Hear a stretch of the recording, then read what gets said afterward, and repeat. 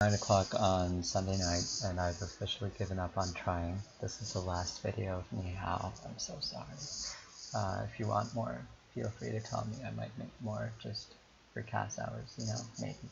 Anyway,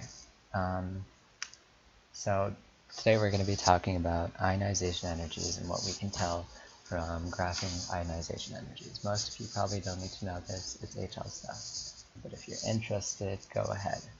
So over here, I have a graph of all the ionization enthalpies or energies for molybdenum.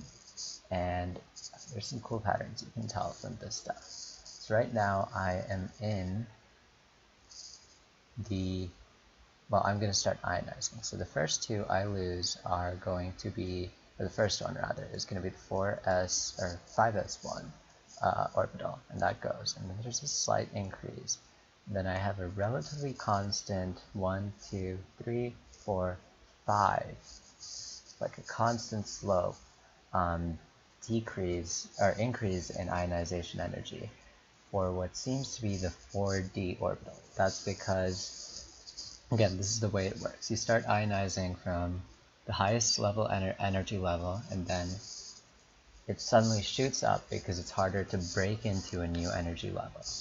And then while you're breaking apart that energy level, it stays constant sloped. And then until you get to the next level, it shoots up again. And that's exactly what happens here when we reach the P, the, what is that, 4P level. So 4P has 1, 2, 3, 4, 5, 6, and then it shoots up again as we get to the 4S, 1, 2, and then it shoots up crazy as it goes to, what would it be from there? It goes again to the, what is it? The 3D, yeah. So actually first I'll go 4s2, and then, 3s2 and then 3D. So 1, 2, 3, 4, 5, 6, 7, 8, 9, 10. But yeah, that's some interesting stuff.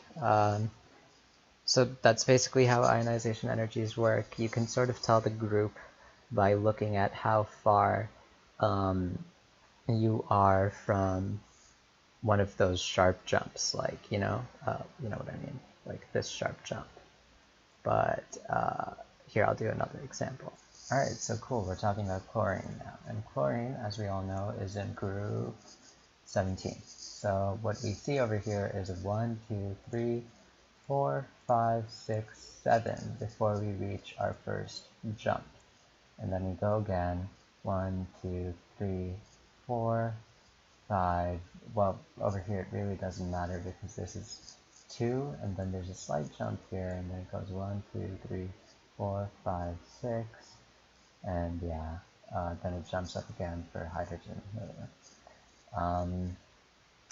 Not much to know there in my opinion, but interesting as always. But basically you tell by looking at the number of electrons before this jump. That's the easiest way for me to do it. I can't think of anything better. So yeah, fair enough. Just for giggles, here's a little challenge. Can you tell me what this element is?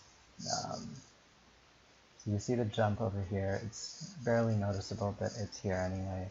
It's from the first, and it then goes to second, and then you see a pretty constant 6, and then another jump in 2. So it has to be in group 1 for sure. This is actually rubidium. It would be hard to tell otherwise, but it is a group 1 element. That's what you're supposed to know. Yeah, that's basically it.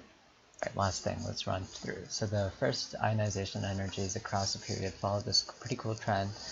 You can tell over here that Na and Mg have it a little higher, but then it drops again as we jump in to the p orbitals, and then it continues all the way. But the curious thing happens at p and s, because of Hund's rule, it's actually a decrease in first ionization energy, because we're going to be taking away that half-spin electron, the unnecessary negative half-spin, and then it increases again. So that's it.